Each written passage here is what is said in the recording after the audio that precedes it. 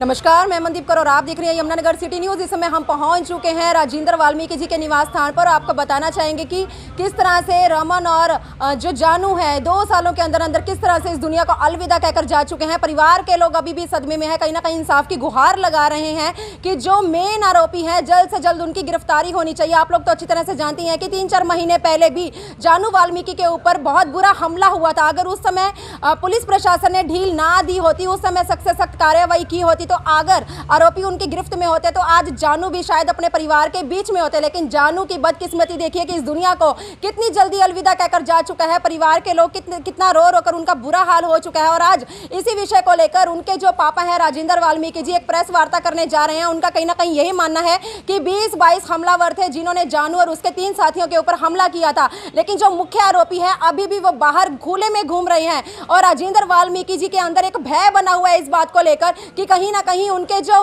परिवार के और सदस्य हैं वो भी उनके टारगेट पर, उनके निशाने पर हो सकते हैं। तो कहीं ना कहीं और पारिवारिक सदस्यों के लिए इंसाफ की गुहार प्रशासन के आगे कर रहे हैं कि आगे के लिए सख्त से सख्त कार्रवाई होनी चाहिए और जल्द से जल्द आरोपी जो है सरकार की जो प्रशासन की गिरफ्त में होने चाहिए। पूरा मामला जानने के लिए राजेंद्र वाल्मीकि जी से बातचीत करने का प्रयास करेंगे कि क्या कुछ कहना चाहते हैं।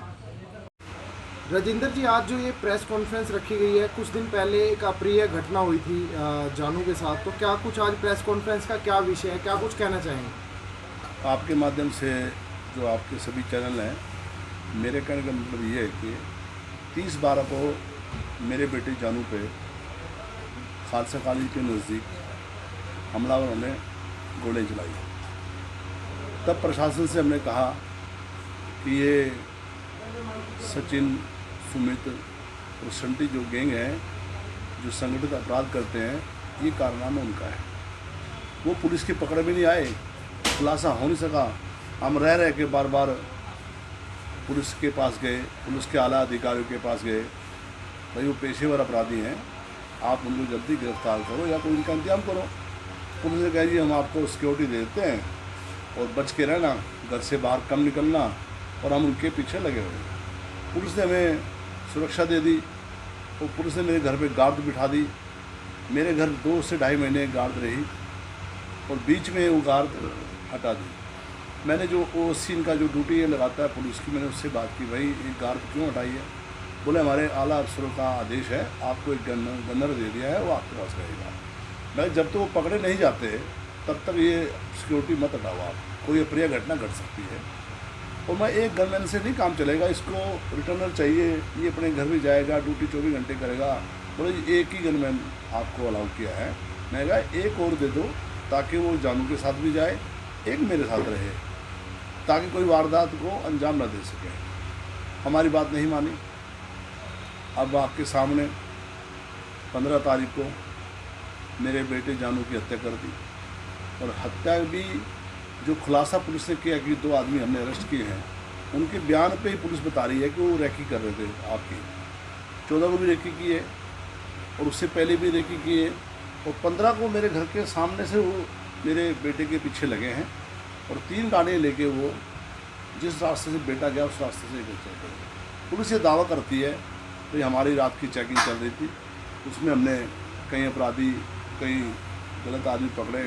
जब वो 3 गाड़ियाँ जिसमें हथियारबंद लोग बैठे थे ठूस के, उन पर संगीन अपराध भी है उन पर, और ऐसे हथियार भी वो जो पुलिस कहती है यूज़ किया, 30 का वेपन यूज़ किया, और वो लेके 3 चौक 4 चौक पार करते हैं। तो क्या रात में किसी ने, जब आप रात को गश्त कर रहे हो, चेकिंग कर रहे हो, किसी ने क्यों नहीं रोका उनको? और जब तक मेरा बेटा अंदर रहता है तब तक वो बाहर खड़े होकर इंतजार करते हैं, और जैसे वो बाहर आता है गोली भी वही बुछार कर देते हैं। उसके साथ भी जो लड़के हैं, किसी को 3 गोली लगी, किसी को 2 गोली लगी। जो हमारी गाड़ी पुलिस ने रिकवर की थी उसमें से भी 3 गोलियाँ निकली है। तो आप अंदाज़ा लगा सकते हो 10 से 12 राउंड वहाँ पड़े भी मिले पुलिस को। तो 25 से 30 गोलियाँ चली हैं। ये 5-6 आदमी का काम नहीं है, ज़्यादा आदमी का काम है। अभी भी हमें कहा जा रहा है भी आप अपने आप को अलर्ट रखो, घर से बाहर ना जाओ। मैं आपके चैनल से माध्यम से मांग करता हूँ कि भाई हमें जान का खतरा है, और अब उसकी जान जाने के बाद गार्ड लगा दी। अगर समय रहते हुए हमारी सुरक्षा ना हटाई जाती तो कुछ ना कुछ इसमें बचाव हो जाता, या 4 महीने वो अपराधी यहाँ खुलेआम घूमते रहे, हम बार बार प्रशासन के पास गए, हाँ जी रेड कर रहे हैं, आ जा रहे हैं, और वो इस दौरान ही वारदात करते रहे। कहीं 307 वारदात कर दी, कहीं किसी को धमकाते रहे, और यही शरेआम बाज़ार में आज यहाँ थे, आज वहाँ थे। मैं बार बार जाके बोलता हूँ तो चौक पे खड़े थे, ठीक है जी रेड करते हैं। 4 महीने में वो आदमी पकड़े नहीं गए। ये पुलिस की नाकामी भी है। इस नाकामी के कारण ही उनके हौसले इतने बुलंद हो गए भाई, जब हमने पहले गोली चलाई और हमें पुलिस ने आज तक नहीं पकड़ा। ये पुलिस ही बताएगी भाई क्या कारण रहा 4 महीने में आपसे वो संगठित अपराधी यहीं रहे, यहीं घूमे, क्यों नहीं पकड़े गए। और उन्होंने इतनी बड़ी घटना को अंजाम दे दिया। मेरे 2 बेटे 2 साल में चले गए। पहले भी आपको जानकारी है, मेरा बेटा रमन जेल में, तब भी हम माननीय मुख्यमंत्री से मिले, हमने ये बात रखी कि भाई चलो इसकी जेल में हत्या हुई है, ये क्या हमें जांच तो कराई जाए।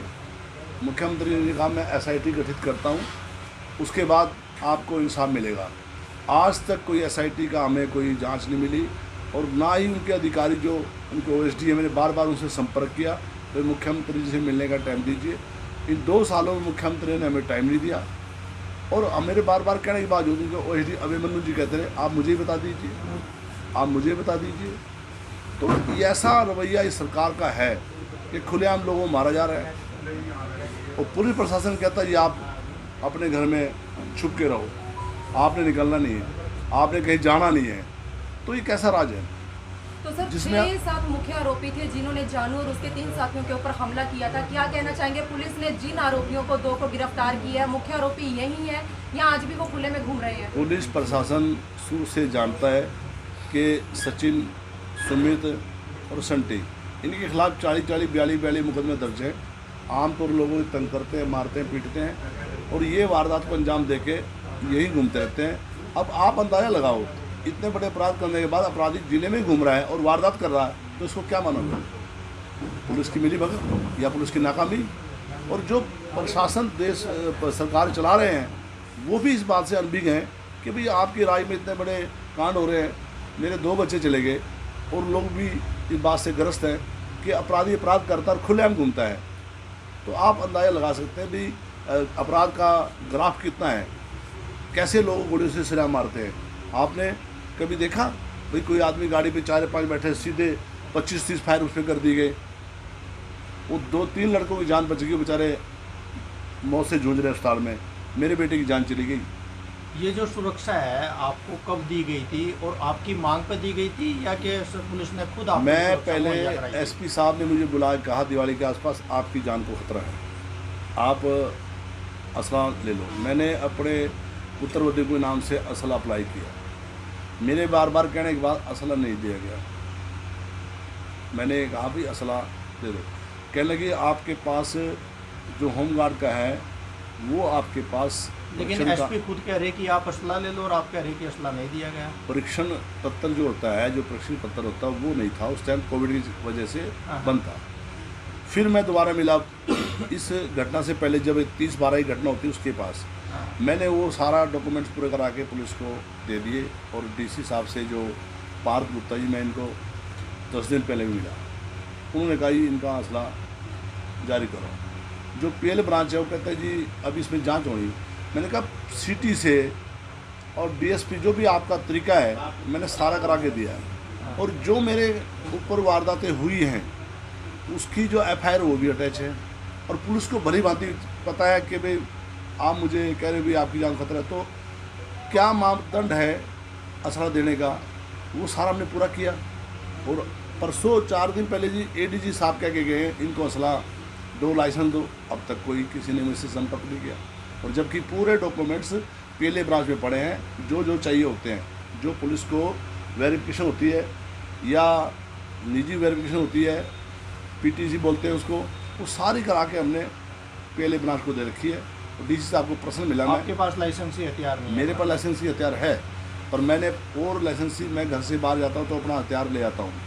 मेरे घर पे भी वारदात हो सके तो मैंने अपनी पुत्रवधू के नाम से लाइसेंस अप्लाई किया हुआ है और उसकी सारी प्रक्रिया पूरी करके दी हुई।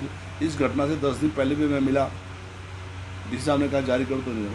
4 दिन पहले ADG साहब आए थे इस घटना के बाद, तब भी वो बोल गए हैं भाई इनको असला जारी करो, अब तक असला जारी नहीं। अच्छा, जैसे कल पुलिस ने प्रेस कॉन्फ्रेंस करके बताया कि 2 आरोपी पकड़े गए इस हत्याकांड के, तो क्या आप संतुष्ट हैं पुलिस की कार्रवाई से? मैं पहले भी कह चुका हूँ कि जो मेन आरोपी हैं वो नहीं वो पकड़े क्यों नहीं पकड़ में आ रहे हैं आपकी? वो आपकी ज़िले में हैं, रैकिंग भी करते हैं, वो कारों में भी घूमते हैं, वो ये तो दूसरे ज़िले के आदमी हैं। उन्होंने अपने बयान में दिया हम सचिन पंडित घर भी नहीं जानते, तो इनको हायर किया, क्या किया, ये तो पुलिस अपने जांच में बताएगी ना। जो वेपन उसमें यूज हुए हैं वो कौन देता है? मैंने पुलिस के आला अफसर को बता के आया था कि हमें इस आदमी की शकायत है, मुझे कोई पूछताछ नहीं की जाती। राजेंद्र जी, क्या ये पुलिस का ढीला रवैया है या फिर कहीं ना कहीं पुलिस के ऊपर दबाव बना है कि मुख्य आरोपी नहीं पकड़े गए? अब ये तो पुलिस ही बता सकती है दबाव है नहीं है, मैं तो अपनी बात कह रहा हूँ। आपको क्या लगता है? मुझे तो मेरे साथ इतना बड़ा हादसा हो गया, 4 महीने में मेरा बेटा चला गया। अब जब एक वारदात होने के बाद आप उसको पकड़ नहीं पाए, उन्हें जान से मार दिया उसको, अब क्या रह गया? कहीं ना कहीं सवालिया निशान जो है वो भी बिल्कुल खड़े हो रहे हैं 100% निशान कि सवाल जब 4 महीने, अभी कहीं ना कहीं पुलिस ये दावा कर रही है कि 48 घंटे में 2 आरोपियों को पकड़ा, लेकिन जब 4 महीने पहले जानू भाई पर हमला हुआ था, सीसी फुटेज भी थी, अगर पुलिस चाहती तो आरोपी उस टाइम भी गिरफ्तार हो सकते थे। मैंने अपने घर के कैमरे जो लगे हैं उसकी सीसी फुटेज लगा के दी। वो आरोपी जिन्होंने मेरे बेटे को गोली चलाई थी मेरे घर के बाहर खड़े हैं, यहाँ से 4 कैमरे और हैं, वो सारी फिल्में हमने उनको दी, सीसी फुटेज। ये अपराधी मेरे घर के बाहर रखी कर रहे थे और मेरे बेटे को पे गोली चलाई, 6 राउंड फिर किए और वो उस टाइम बच गया। उनकी मंशा जान से मारने की थी और 4 महीने में हम रह के प्रशासन के पास जाके गुहार लगाते रहे, भाई इनको पकड़ लो, नहीं आपको खतरा है। खतरा तो पकड़े क्यों नहीं गए? और उन्होंने उस काम को अंजाम दे दिया जो चाहते थे और वो आज तक भी नहीं पकड़े गए। तो जो 2 आरोपी पकड़े गए हैं सर, क्या सीन ऑफ क्राइम आपके सामने पुलिस द्वारा दोहराया गया इस चीज़ को कि किस प्रकार से उन्होंने रेकी की? मेरे सामने कोई उनकी आइडेंटिफाइड नहीं हुई, कोई मुझे नहीं जानकारी वो कौन है कौन नहीं। पुलिस अपने बयान में अपनी कार्रवाई के बारे में बता रही है, मुझे तो कोई जानकारी नहीं ना, कौन है कौन नहीं, कहाँ से आए कहाँ से गए हैं। वो तो पुलिस कह रही है ये रैकिंग कर रहे थे, वो पुलिस जो बता रही है। इन्होंने अपने बयान में कहा हमने 14 को भी रैकिंग की है, 15 को भी रैकिंग की है।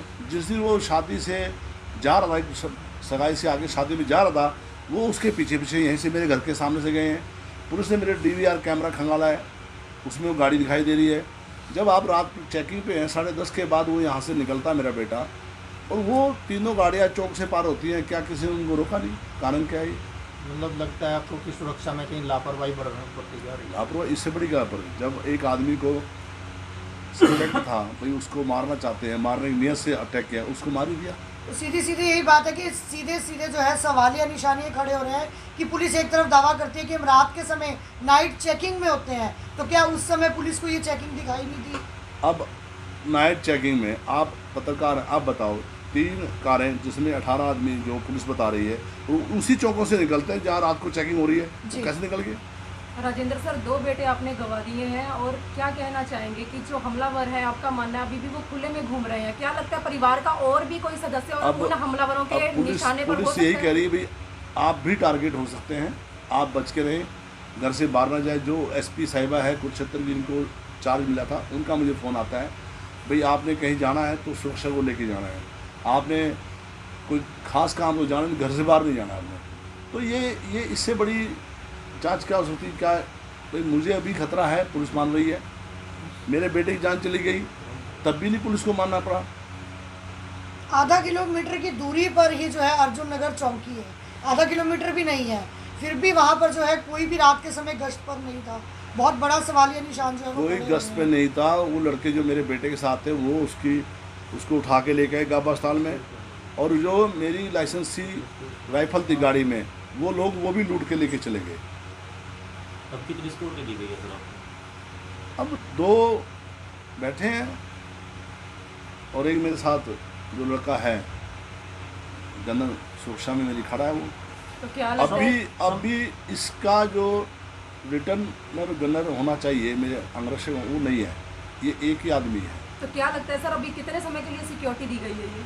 अब ये तो नहीं बताएगी ना हाँ, कब तक रखें, क्या तक कभी इनको आदेश आए वापसी आने के। तो परिवार के और सदस्यों की किस तरह से सुरक्षा करेंगे? अब आपके साथ सिक्योरिटी हर समय जाएगी, लेकिन परिवार के बाकी सदस्य जो घर पर हैं, क्या लगता है हमलावरों के टारगेट पर वो सदस्य अभी हो सकते हैं? उनको मार सकते हैं वो, जब वो इतने जिन्होंने हत्याकांड को अंजाम दे सकते हैं तो मेरे परिवार को भी मार सकते हैं। तो परिवार के और सदस्यों के लिए अपनी ओर से, और जानू और रमन जो इस दुनिया को अलविदा कहकर जा चुके हैं, क्या कहना चाहेंगे, अपील क्या करना चाहेंगे लास्ट में? मैं जिसके 2 बेटे चले गए वो क्या अपील करेगा। अच्छा सर, जिस तरह से आपको लग रहा है कि जो आपको न्याय मिलना चाहिए था वो नहीं मिला, तो वाल्मीकि समाज इस बारे में भी क्या सोच रहा है, क्या कोई रणनीति है वाल्मीकि समाज के भी आगे इसको लेकर? वाल्मीकि समाज भी और दूसरे समाज भी हाँ, जो मानवता को मानते और जानते हैं, सभी इस बात से मेरे पास आके मेरे दुख में शामिल हो रहे हैं और एक ही बात कहते हैं, अगर समय रहते कार्रवाई होती तो आपका बेटा बच जाता। अब मेरे समाज के लोग, समाज के जो धार्मिक संगठन हैं या सामाजिक हैं, सभी इस बात के लिए गुस्से में हैं कि आपने क्यों नहीं कोई आंदोलन किया, क्यों नहीं पुलिस के खिलाफ कोई कार्रवाई की मांग की, क्यों नहीं आपने अपने प्रतिक्रिया व्यक्त की। तो वो जल्द ही यमुनानगर आ रहे हैं, भारत के पूरे संगठन वाल्मीकि समाज के और जो हमसे जुड़े हैं सारे, और वही निर्णय लेंगे भाई भारत बंद की कॉल की जाए या हरियाणा बंद की कॉल की जाए। बहुत जल्दी यहाँ एक बहुत बड़ी पंचायत होने जा रही है और उसमें वो निर्णय ले लिया जाएगा। तो इसमें लगता है कि कड़े फैसले ले सकते हैं। कड़े फैसले लेंगे। जिसके 2 बेटे चले गए और जिसको अब तक इंसाफ न मिला हो, अपराधी खुलेआम घूम रहे हैं, पास का सूबा है यूपी, वहाँ अपराधी के घर पे अगर वो पीओ हो जाता है तो बुलडोजर चला देते हैं। ये 10 केसों में पीओ हैं, ये जो अपराधी हैं 10 केस की तो मुझे जानकारी जिसमें पीओ है। और हमारे जो केस थे 30-12 वाला, वो तो खुलासा ही नहीं हो पाया, क्या सह था क्या नहीं, और अब मेरे बेटे की जान ले ली, तो इससे बड़ी मेरे लिए क्षति क्या हो सकती है। और जो 3 लड़के साथ थे भैया के, जो इस समय गाबा हॉस्पिटल में एडमिट हैं, उनसे बातचीत हुई आपकी? उन्होंने क्या बताया कि कितने लोग थे यहाँ, किस प्रकार से जो है हमला किया गया? भाई जैसे हम गाड़ी में बैठने लगे, ताबड़तोड़ गोलियां चलनी शुरू होगी। कुछ लोग राड़े लेके आए, एक लड़के के सिर की हड्डी टूटी हुई है, उस पर राडों से हमला किया गया। जिन पे गोली चला लगी उनको गोली से मारा गया। मतलब एक तरह से हजूम ने उनके पर आक्रमण कर दिया। वो गिनती में 20-22 बता रहे हैं, भाई 20-22 से कम आदमी नहीं थे। और वहाँ कोई राह चलता राइडर, राह चलता पुलिस की जो कोई पीसीआर या 112 कहते हैं घूमती, कोई गाड़ी नहीं वहाँ दिखाई दी ताकि उनको उठा के अस्पताल भी ले जाया जा सके। और जिस बारात में जिस शादी मेरा बेटा गया था, उनका रिश्तेदार था, वो मेरे बेटे को बाहर छोड़ने आया, उसको भी गोली लगी है, वो भी घायल है। तो जो एक गनमैन मिला हुआ था वो भी उस टाइम उनके साथ नहीं था? गनमैन मेरे को मिला हुआ था, मेरे साथ रहता था, और वो 6 दिन की ड्यूटी करके 1 दिन के लिए घर जाना चाहता था। वो चला गया था 14 को और शाम को मुझे छोड़ के घर गया, सुबह ही 8 बजे फिर वापस आ गया वो।